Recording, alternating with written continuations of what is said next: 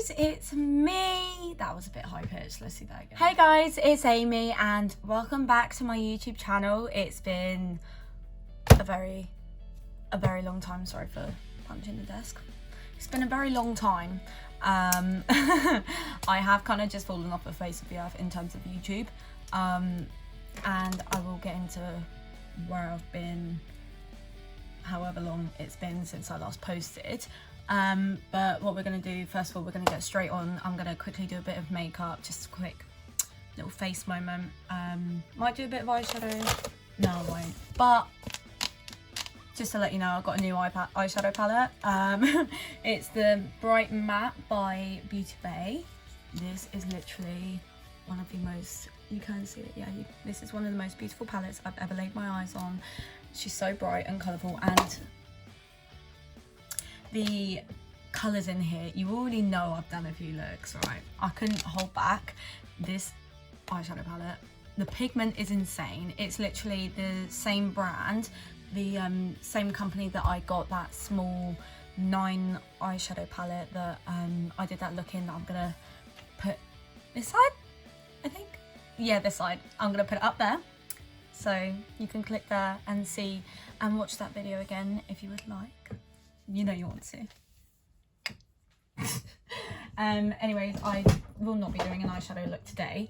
However, I've got some stuff to talk about, get off my chest, chill. Okay? Sick.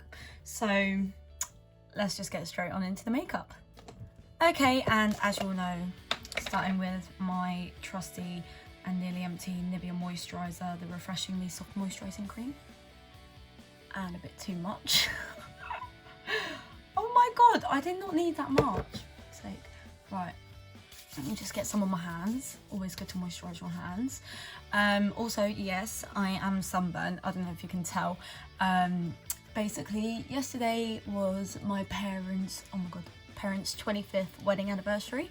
So me and my family went down to the beach and with my dog, and it was his first time at the beach, so it was a very tremendous, stupendous, wondrous day. I was trying to think of another word and I was going to say horrendous, but it was not horrendous, it was actually rather lovely. Don't know why I sounded so posh just then. But yeah, no, it was actually a really nice day. Went to West Rittering, a beach which is quite a while away from me. Actually no, it's not, it's probably like an hour, something like that. Yeah, it's about an hour away. But no, it was actually so nice, and he had ice cream and he had so much fun, and he got someone's ball and decided to chew it and it popped.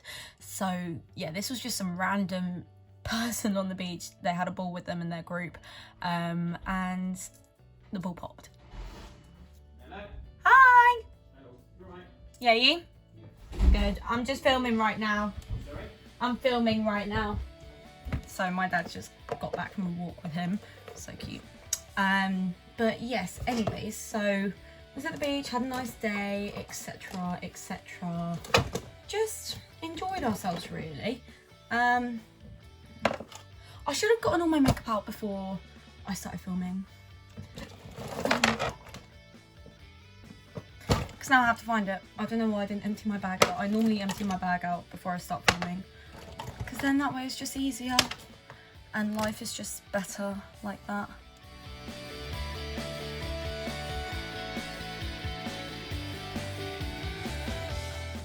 That's fine. Didn't want to bronze my face anyways, just wanted to be a pale mess.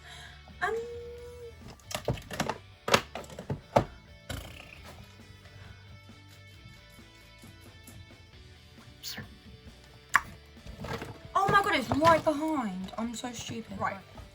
Now we're going to get into it. Okay, so I'm gonna start off with my eyebrows. Oops. But yeah, so I was at the beach, had fun, etc. I'm trying to remember where I got up to. Yeah. Anyways, where I've been, disappeared, gone, out the window, bye. Of course, I put my palette away with my mirror, which is what I was going to use as a mirror. Sorry if you can see loads of mess. P.S. if you can see all this is just like pictures and stickers and stuff that I love. So this is my family. I don't know if you can see that. Hi. Yeah, you can. My dad, my mum, my sister. This is my friend Alicia from work, my sister, my friend Hannah, Georgia, me and my baby boy. I got some quotes from Martin Luther King, another quote, Frederick Douglass and Malcolm X, so I've got a few more pictures down there as well. I literally thought, like, I don't want to put anything on my walls because I've just painted my room. So, oh yeah, I painted my room, by the way. It's grey. What is wrong with me? In fact, I'm going to do my eyebrows really quick and then I'll be back, okay? And I'm back. Hello. Oh my god, I just realised I should have blended out my concealer around my eyebrows so I didn't look like such a hot mess. And I've just taken off half my eyebrow at the end. Fuck's sake. Don't know what's actually wrong with my brain. Oh, that's quite cute, nice and quick.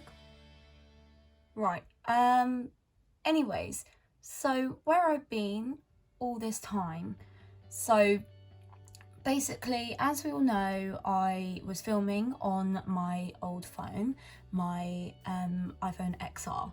Now, it was a good phone, worked, everything, quality was good, etc, etc. And then something happened, and I don't exactly know what happened, if water got in my screen or something, but right, I'm just going to go onto my foundation now. Shade 10 Ivory, the Maybelline New York Superstay foundation. It literally looks so manky right now, so I apologise to everyone. But anyways, so I was filming on my phone and my phone broke, so the screen kind of, it felt like it stopped working. So what happened was I was using it one day and then I get, like, my screen just starts moving on its own. I'm all sorts of confused, you know, because, like, obviously if your phone was perfectly fine and then the screen started moving on its own and typing messages that aren't even actually English, just random letters and numbers and everything, and random bits of punctuation, you'd also be confused. So excuse my hair, I just want it out of my face. And so basically the screen had some sort of damage on the inside, so whether or not it was water had gotten into it, or the system wasn't put, or like the phone wasn't put together properly, or whatever, the phone just stopped working. So one night I was just on my phone on FaceTime to my boyfriend, and the screen just went off and it went onto a random chat on my Snapchat. It went onto random apps, like it went through Netflix and Snapchat and Twitter and YouTube and Instagram and everything, like all at once on its own. I would literally put it on the side and it'd start doing it on its own. And I thought, you know what, I need to see what's wrong with it. I need to see if I can fix it. So we called Vodafone, and on my dad's phone, me and my dad, and basically they said, right, so what we'll need to do, we'll need you to send it to us, so that way we can kind of review it, see what we can do, see how much it will cost to fix it, etc, give you a quote.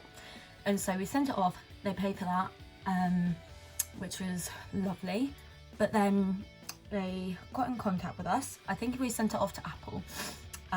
Either way, they got in contact with us and they said, just like to let you know, the phone to fix it will probably be around £500. And obviously I'm furloughed still, so I've now been furloughed till the end of July, so I'll go back to work on the start of August. And yeah, so I was like, right, well, I don't just have a spare £500 laying around for me to be able to you know, fix a phone that I don't even know what's actually happened. They didn't even know what happened to it. So yeah, it wasn't great. And anyways, they didn't know what happened to it properly, but they said, it's broken, to fix it you'll need to pay this much. And we said, okay, how much would an early upgrade be? And this was about 2 months ago, back in March, I believe. And so they said to get an early upgrade would probably be between it'd be between 300 to 400 pounds, but towards 400. So I'd say probably between 350 and 400. And so obviously I didn't even have that much. So I thought, I've still got my old iPhone 6S Plus laying around. I'll literally go and grab it actually. So I've had a case on it and everything, and literally this is the screen. It is so smashed up. Like, you can barely read on it, you can barely like do anything, you can't see anything. Like, any selfies I took, I'd have to look at it on someone else's phone first to actually be able to tell if it's like a cute selfie or like just not, because the screen was that smashed I couldn't actually see anything. And that's like obviously just an example. I wasn't, every single selfie I took, I didn't just go straight onto my dad's phone or something. But to film, I'd need to use my dad's phone, and it was good because I was using my dad's phone because he wasn't working as his normal job, his window cleaning job. However, well, it wasn't good because of that, because then he wasn't earning money, but he was still working as a fireman.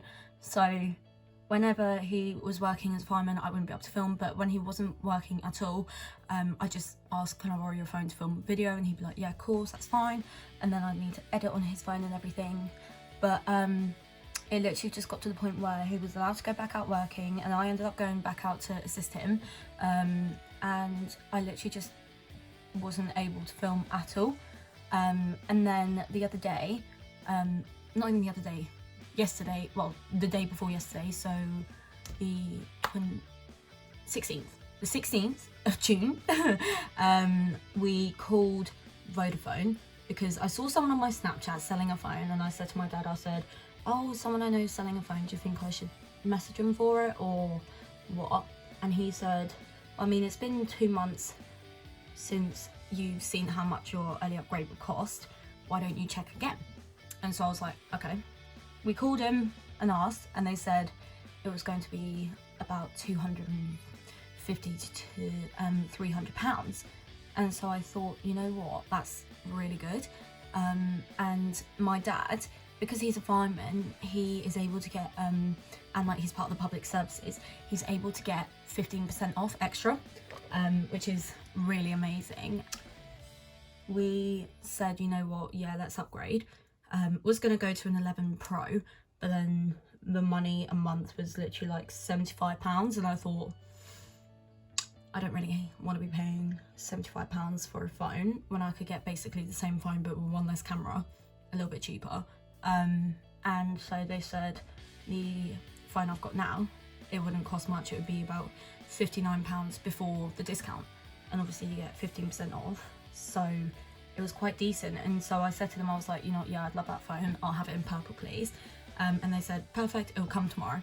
And we was like, oh, okay, no worries, we might have to get it the next day, like the day after that though, because we're going out for our anniversary to the beach. The guy on the phone was really nice, bless him. And he was like, yeah, of course, no worries, I'll make a note of that. And then that was about 5:30 in the evening, so I probably got off the phone with them about 6 o'clock, so it wasn't a long phone call, it was quite quick actually. And then my whole family was like, oh, Vodafone is going to be a long call. It was actually really quick, so I was quite shocked. But I guess because we were really straightforward and said, we want a new phone, we want it now, thanks. And they were like, yeah, let's do it. So woke up the next day, was getting ready, we did the presents. Just as we finished the presents in the morning, the door went. So I was like, oh, I'll go get it. And went to the door, opened it, and it was a delivery man. And he put a package on the floor, and I looked at it and I was like, oh my God, that's my phone. It was about 9:50 in the morning that my phone arrived. So not even 12 hours after the phone had already arrived. So it was literally like, I was so shocked. I was like, that is amazing, because my previous experience with getting my 6S, it was meant to be space grey, and it was meant to come the day after my birthday, and it ended up coming 3 weeks late, and it was rose gold. And at that point I had an iPhone 4, so I was like, you know what, I cannot wait any longer, I do not want this phone anymore, I'll just have this. And my parents were like, okay. So I just kept the rose gold 6S. I mean, it was the same thing, I just wanted a different colour. But yeah, so just got a new phone yesterday. And so I thought, you know what, I'm so excited. One of the main reasons I was so excited for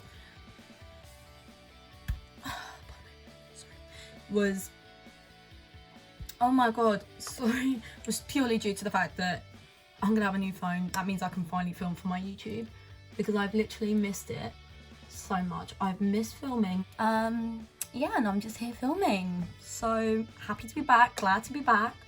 And I know a lot has happened since I've been gone.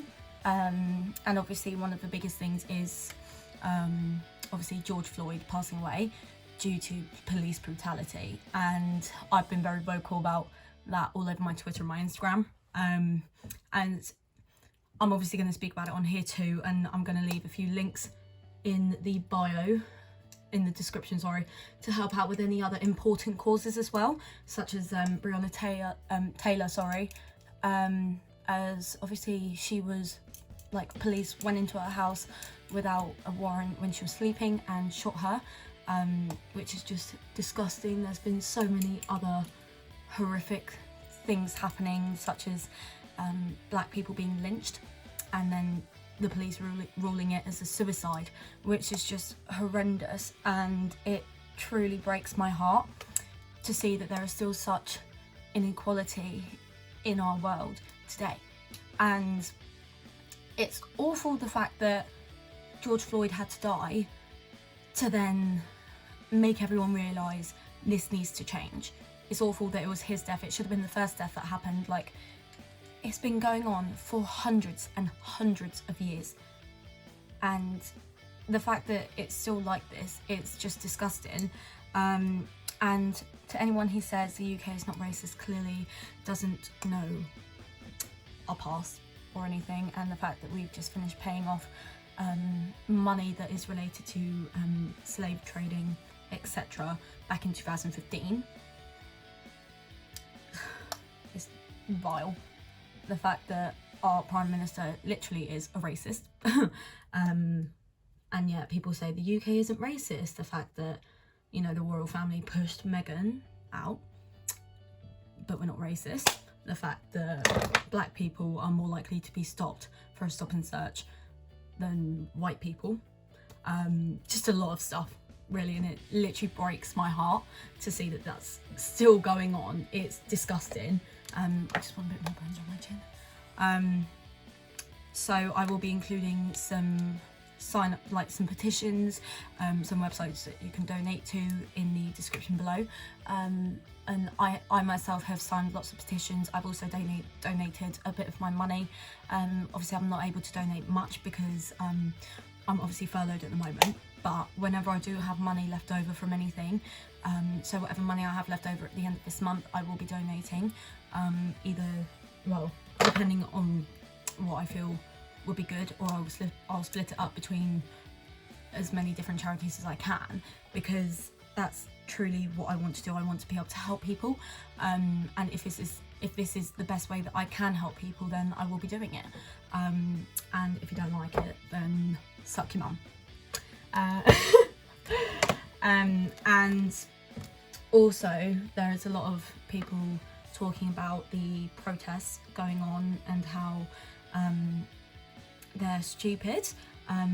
I don't believe protesting is stupid. I believe rioting is stupid, because then it shows that the people who are protesting peacefully, it makes them out to be the bad people, when instead it's actually just a few select people who think, oh, if I burn down this building, if I go rob a store, it's not gonna matter now, like I can do what the fuck I want. It gives people a weird sense of authority, and it makes them really ballsy, basically.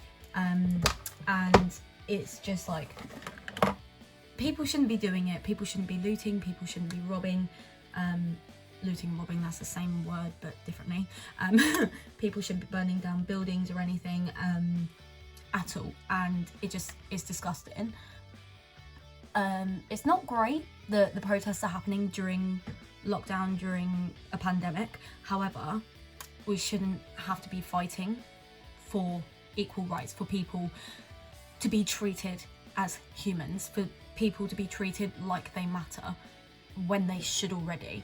Like, the fact that people are like, oh, imagine fighting for this, like XYZ in a pandemic, are you stupid? And it's like, that's the whole point of it. We're having to fight for these people during a pandemic, which shouldn't be happening, because it shouldn't happen. People should already be treated like they're normal people. They shouldn't be treated any differently to other people. You know, they shouldn't be held accountable or prejudiced for their skin. And the fact that some people are so oblivious as to see that and say, oh, all lives matter. Oh, do they? Do they? Well, you can't tell me all lives matter when there are black people dying every day. Whether they are black men, black women, black children, black trans women, black trans men. You can't tell me that all lives matter when there is still a very obvious, you know, system against black people. Like, there's that whole story, there's the Khalif Browder story, which if you're not watching, then if you have Netflix, you should really watch Time, the Khalif Browder story. It is so heartbreaking, and yet it is so, you just have to watch it. It's so amazing to think that someone could really stand up and prove their innocence in such a prejudiced place. Like, the fact that he was arrested falsely for stealing a backpack just off the street because the police, the guy in the car said, oh, that's them.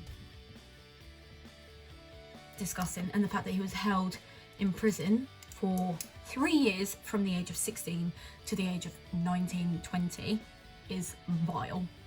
It is absolutely vile, because he didn't do it, and yet they never took it to court. They never said, you know what, we haven't got a case, we're just gonna let you go.